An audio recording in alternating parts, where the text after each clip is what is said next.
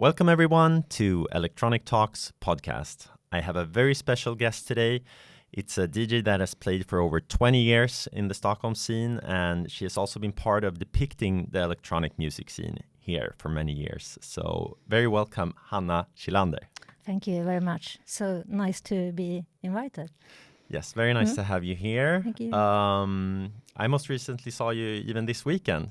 Yeah. You were playing at the Rosendal Garden Party. Yes, it was 2 days ago, this Saturday. Yeah. It was amazing to see. And as usual, you were playing more kind of ambient, slow, chill electronic music, or how would you describe the style that you were playing? Yeah, I would describe it like that as well. I maybe more now that I play a little bit more with like beats and stuff, but this day they wanted me to play more soft things because it was just in this early afternoon in the start of the day. So, but I tried to build it up a little bit. But yeah, it was very soft. It was supposed to be just so people could come there and sit in the sun and just chill before everything started up more. Yes, which is very nice to be in that mode. I think you've been kind of a proponent of, you know, talking about also the importance of having maybe like a chill area or like that kind of, like you used to have in the scene in the 90s, kind of like in raves or whatnot. Yes, there's this function to it that I feel definitely. is very important in this kind of event, you know, that it's not just a main stage, you know.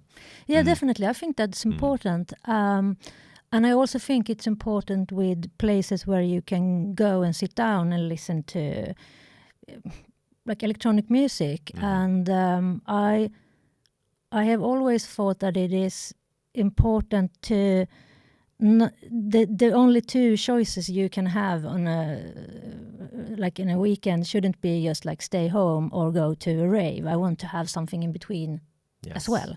Yes. Yeah. Very, very important. I think so. Yes.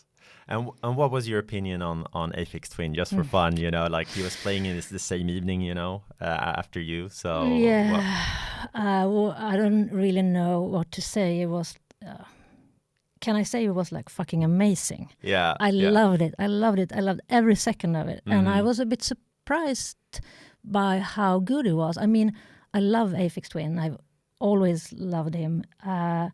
But I thought that it was maybe going to be like not that good. I was thinking it was going to be like maybe more difficult or more hard to take in, or I don't know, but it was just it felt like it was kind of Aphex Twin best of, and then not best of his like actual songs more best of his sounds. Yeah. Yes. It was just I was blown away. Yeah. Blown away. And it was interesting too how he, like the way he used visuals and everything, and how everything just came together. Yes. Almost like an art installation. Yes. In some sense, or like something more than just a normal live show, right? Yes, it was super cool, and I think he enjoyed it too, because he looked happy in the end. That's and nice. he like waved or what he did. Right, he did. Yeah. So I. Yesterday, the day after, I couldn't think about anything else. I was just totally, I was amazing. It felt kind of like a reset. Yes. One of my friends said it was almost like he was kind of like a shaman putting out this energy or something. And it's like afterwards, it was hard to stop thinking about that. Yeah, you know, it was. The vibe or whatever you would call it. Yes, it was a great vibe. And then the contrast to this, like... Swedish festival with all the like Red Bull signs, and it was just I didn't expect it to be as good as it was. Yes. So I'm very happy about it. I hope he is too. Yes. I think he should be, probably. It was a cool setting too, with the forest and everything around it. So but to go back to, you know, go away again from the like big festival stages or whatnot, and go back to what you were kind of referring to, is that we actually need more spaces for experiencing music in a different way. And I know, like, I saw you also last year at Hosoi Festival, and I know you've been playing at the Hosoi Club here. Yes. Also recently. Yeah. Could you talk a little bit about how you approach that kind of session as opposed to a festival setting or another setting? Yeah, I think I'm trying to when I play records, I try to like build something up that's not like the same thing you build up on a dance floor. It's more that I want to create something that can make people feel relaxed, but not like relaxed in a I don't really know how to describe it, but I want to create like a good feeling, like this, like living room, relax with your friends feeling. But I also I really love like different sounds, small sounds. So I want to build up a set with a nice vibe, but also with interesting sounds. Yeah. So I'm trying to create that, and I'm trying to make it like something bubbling. Okay. So it's like something you can experience it and listen if you want to, but you can also just be there and maybe not think about that. You actually listen. You just have a good time, hopefully. So that's maybe how I try to do, and I also do. I love to have like music from, can be 25 years ago, but it can also be something that's released last week and everything in between. Right. I think that's fun. That's how I normally do. Right. When I try to. So like kind of mixing a little bit different styles or different eras, but then mend them together somehow in a coherent way. Yeah. And it's often like when I play something, then that makes me start to think about like, oh, this would be so good together with maybe a little bit of sounds like this. And then I think about what records do I have that I can create this with, and then I just know. Yeah. And can go to my record collection and just I'm looking for just that special record because I know exactly that I want to mix that one in after. So it's something that I create with more with like what kind of sounds that I think can be nice together. So kind of more the soundscape, not necessarily, the BPM or stuff like that, but more like the mood, the sound. Exactly. That's a nice approach. I really like that. That's more telling a story or getting people into a certain mood. Yeah, and the starting of that was that I didn't know how to beat mix.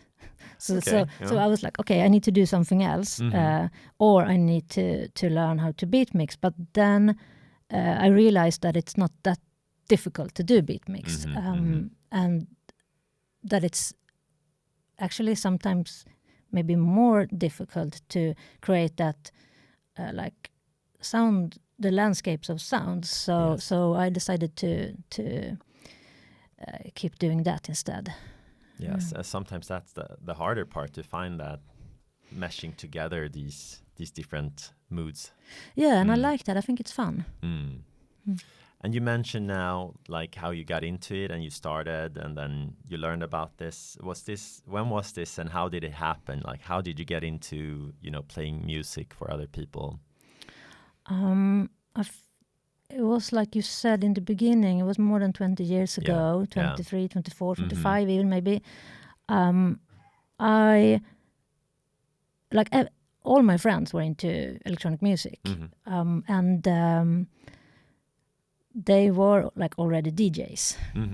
So I could just go home to one of my friends and they had the equipment that was needed.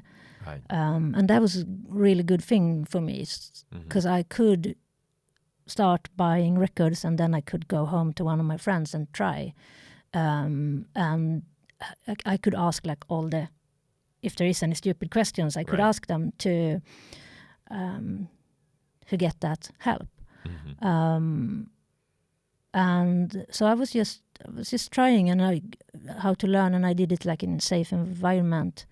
And I think it can be much more difficult, and maybe not now, because now you can do so many different ways how to play music out. Right. But back then, when it was like, for me at least, vinyl, and I needed someone who had like techniques, yes, and a mixer, and my friends had that, and then I think like maybe, I don't know, half year later I bought my own equipment so I could keep doing it at home. But then I'd never had like that an idea of actually play out somewhere. It was more that I thought it was fun and I wanted to do it like anything you do that you think is fun, and you don't have any idea of a goal or anything. It was just fun. So it was more for yourself experiencing it, and then it transformed into definitely. For others. Yes, definitely. Yeah. Would you say that you had like a pivotal moment or a special gig or something that inspired you, or was it the whole scene as a whole and your friends? No, there was the whole scene and my friends. I don't think I can say that it was one special. But what I can say is when this in Stockholm back in must have been 24 years ago, the DJ like coffee shop Swai started, and that was really an inspiration for me, because it was a nice place, and like I talked about when I play records with my friends, that it was that kind of safe environment.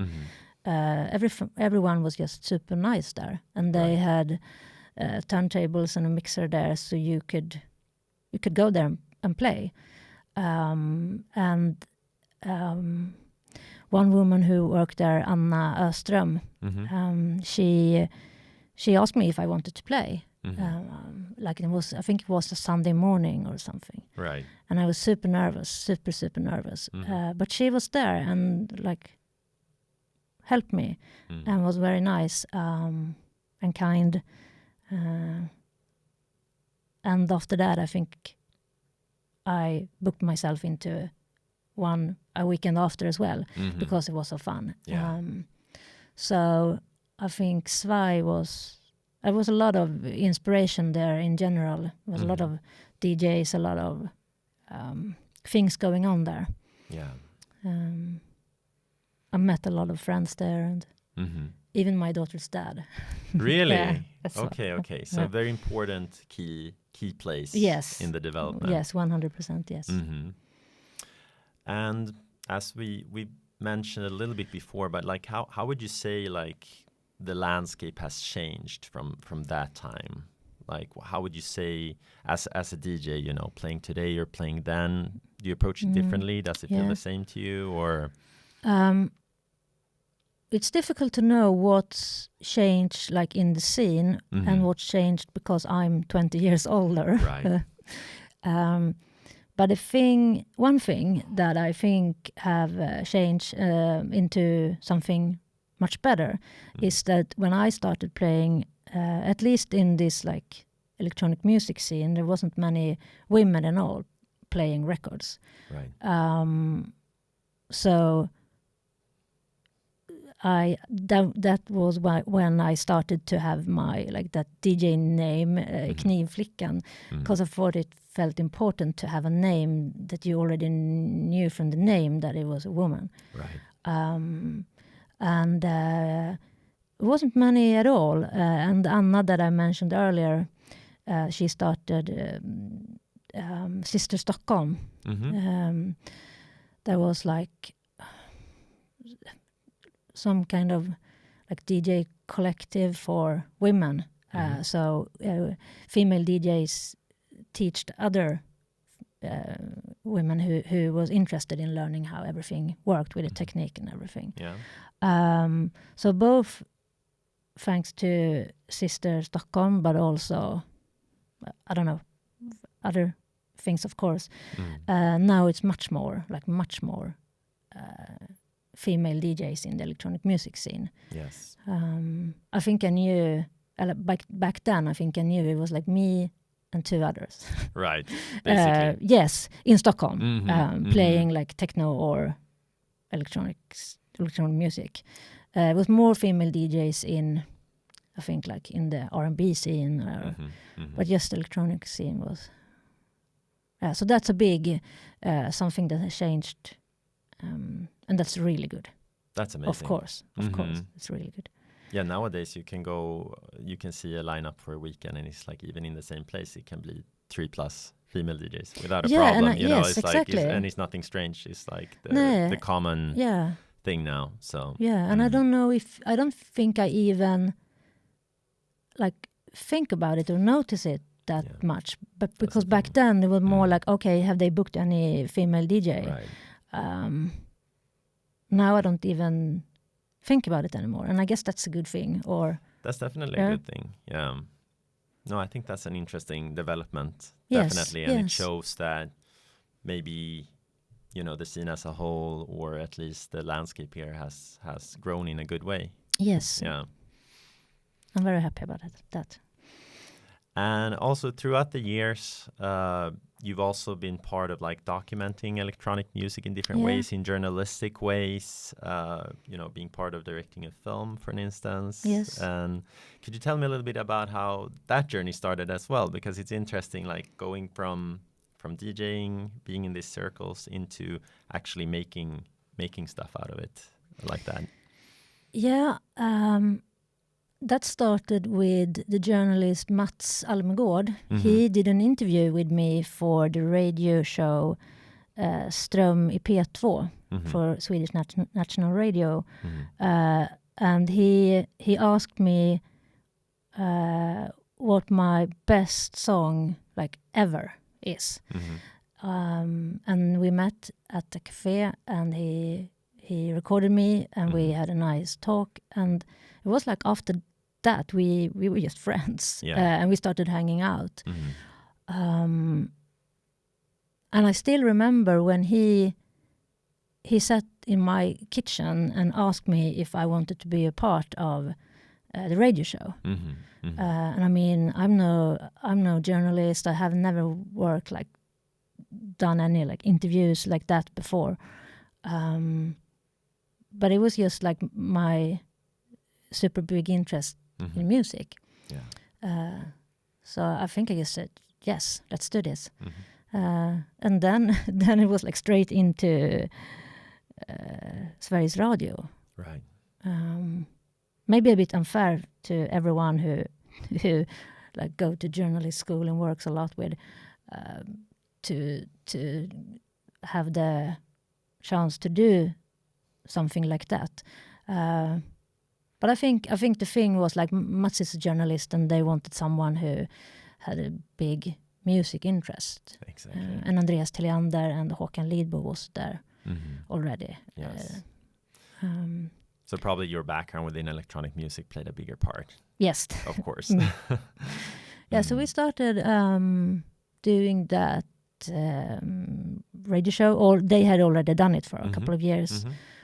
And I started with them and doing Ström i P2, and then after, I don't remember how many years, 3 or 4 years, it turned into Elektroniskt i P2.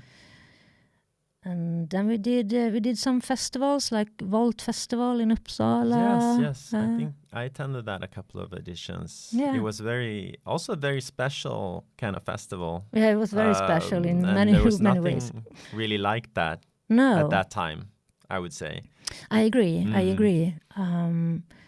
And then we also had like small things like Ström Bar. We had like a bar every Wednesday where you could listen to the radio show, and then it was DJs playing in the bar, and then someone got up with this idea to make this TV documentary about electronic music, and we did. Yeah, we asked people at Sveriges Television, SVT, and they said, yeah, let's do it. But if we had pitched it as like a 3 episode documentary, 1 hour each. But they said like, okay, you can do it, but we want you to do like 1 hour with the electronic music development in Sweden from the 50s until now, and we also want you to have like what happened in the society at the same time, so we can do like a connection between the music and the society. And we said like, yes, we can do that, and then we started. Sounds like quite a task. It was. Yeah. And how did you end up kind of metamorphizing that into existence? We worked a lot, and we had good people to work with, good people who could do all the like technical things that we didn't know how to do. Yeah.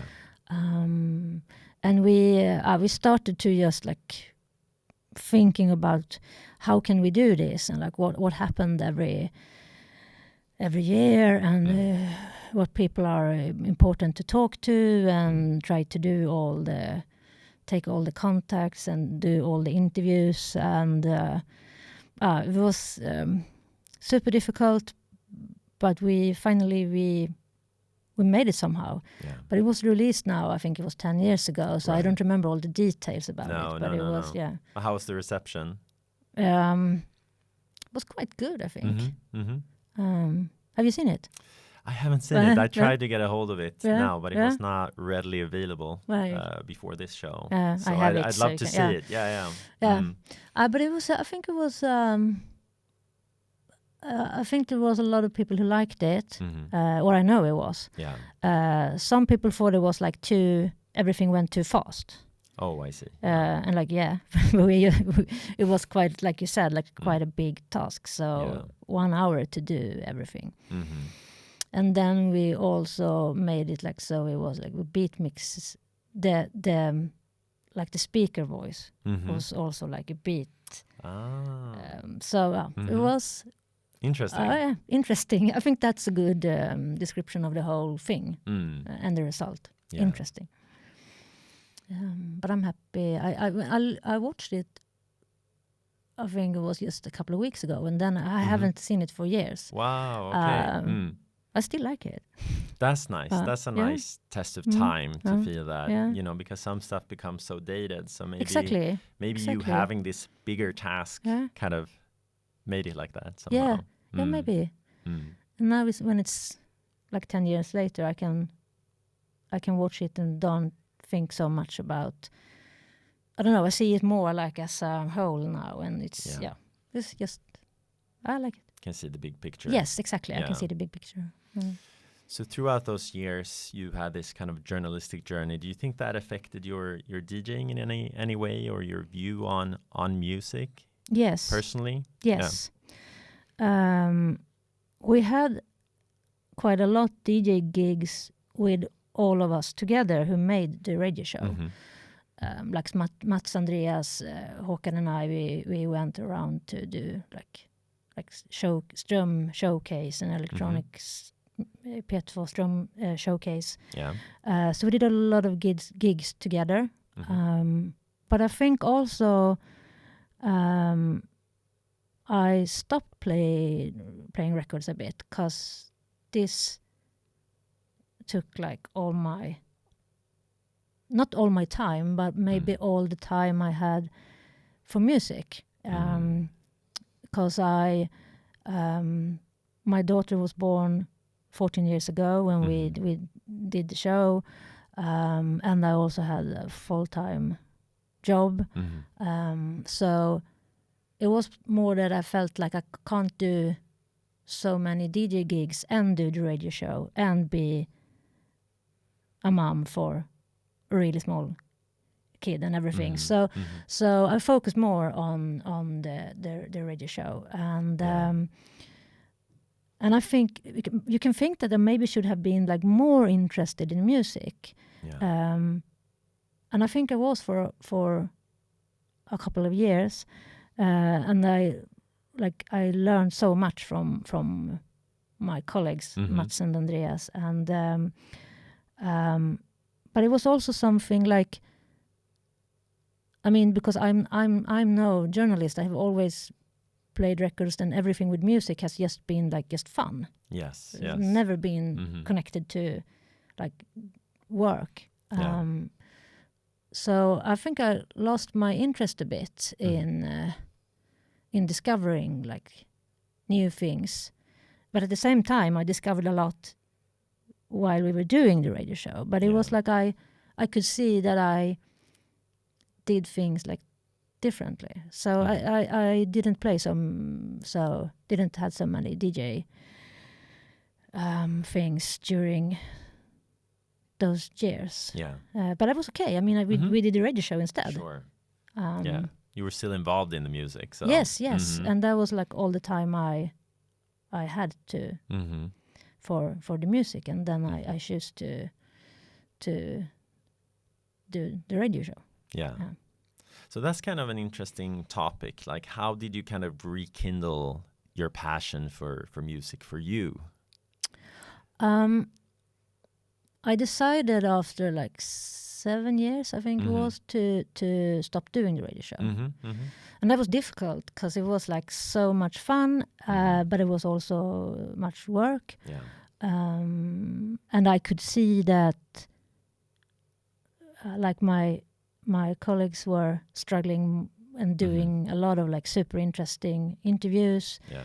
And I felt like I couldn't really like be as good as they were, and it wasn't like at all that they said or did anything to make me feel like that, but I just felt like I don't know, I lost a bit of my inspiration.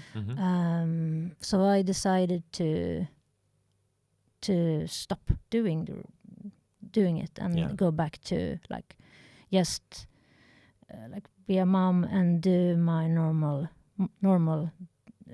job instead. The job I had, except the radio show. Yeah. And in the first year or so, I wasn't so interested in music. I mean, interested. Of course, I was interested. I went to a couple of concerts and I listened to a lot of music at home. But I went back to like just listening to like Depeche Mode, The Knife, Nine Inch Nails. I mean, kind of like safe things or music that I like always had listened to. Yeah. And then suddenly after a year or so, I found myself at like Fade Records again and asked Mickey, who worked there, for like, okay, what's released this week? And after a while, everything like came back. Yeah. Maybe I make it sound like the radio show was a bad thing, because it wasn't at all. It was super amazing. It was just that my focus was on like different things during the years. Yeah, of course. I mean, it's natural in 5 or 7 year periods. There's usually like you moving into different sectors of your life and your development, you know. And as you said, maybe you needed to go back to the basics once again to then launch into new stuff. Yeah, I think I needed that. So and since then you've been playing more actively or having a little bit more gigs. At least recently. Yes. I would say I started to DJ a bit more like the year before the pandemic. And I started to think it was like fun again. And I got also more like requests than earlier. So I was just like starting up again, and then the pandemic came. Right. But it was also, I mean, the pandemic was obviously not good. But I mean, just for the music and the DJing, then I started like buying more records, listen to more music at home. So when the pandemic was like over, then I had a lot of new records, and I looked forward to play them out. Yeah. So a little bit more DJ gigs now. Yeah. It's not like super often, and that's okay, because I don't want to have DJ gigs every weekend anymore. No, right. I want to do like, I don't know, 5 or 6 every year. Something like that. Yeah, but that's also nice. That probably means that like there's time, as you say, in between. You can just listen to records, get new records, and I'm guessing by this point you have quite a few vinyl records to choose from. And, I have. Yeah, but I think it's like 5-6 times a year. That's good, because then, like you said, then I think it's fun every time I do it. It's not like I'm too tired or haven't even like unpacked my record bag since the last gig. Exactly. More of an inspiration. You can make more of a unique listening experience for each time. Yes. In some sense. Yes. And I have time to prepare what I want, and I think it's everything about it needs to be fun. Yes. I mean, now when I'm like 44, it's not that I'm trying to do like a DJ. Like it's not like I try to like be someone or get more gigs or earn money or something. Not anymore. That was more what I wanted when I was like 25. Now I just want to play some nice music sometimes. Isn't that a great position to be in? I love it. Yeah. I love it. It certainly sounds like a very, very healthy approach to it. And it is, like I said, it's great and it's fun. It's like play nice music and hang out with friends. And maybe hear them in good speakers as well. Yes, very important. And what's your vision now, like for the forthcoming year or so? Do you have any particular plans or a vision for what kind of stuff you want to play or where you want to play? I guess the boring answer is like no. Yeah. But I think I have some ideas or some maybe even plans. I want to do more back-to-back sets. Nice. Because that I think it's super fun. And like we just talked about, to do things together with, like play nice music for friends or with friends. I think it's so I like the thing with, if you hang out with a friend at home and you start playing a record, and then your friend is like, oh, this makes me think about this one, and then we play something else, and then that make me think about something else, and it's just like it's nice, like, what do you say, like nice thing. Like and a I want to, process, yes, exactly, right? exactly, and it makes me. I like that, like creative thing that you hear something, and then you're like, oh, I want to play this for you because this is so. I want you to hear this. It's so good, and then I want to find something else to play for. So I want to do more stuff like that. Because I think that's really fun. Yeah. And it's not always super fun to play like 4 hours out just like on your own. That's the thing too, right? It can be quite lonely or solitary as an experience. That's true. That's so true. So that's maybe like one of my plans, that I want to do more back-to-back gigs with friends. Well, that's exciting. Yeah? And then we'll see if someone wants us to play somewhere. But something always shows up, so I guess that will happen. Very, very exciting. So I'm hoping to see some more gigs from you, maybe this coming summer or beginning of the autumn. Yeah, thank you. I hope so too. Yeah, thank you for coming over here. I really appreciate it. It was so nice to be invited. Yeah. Yes. Thank you. And yes, I'll keep people posted when you play the next time as well. So that's it for this episode of Electronic Talks podcast. Thank you very much. As usual, subscribe on YouTube, but also follow us on Spotify, where we're also on video nowadays. So thank you very much, and see you again soon. Thank you.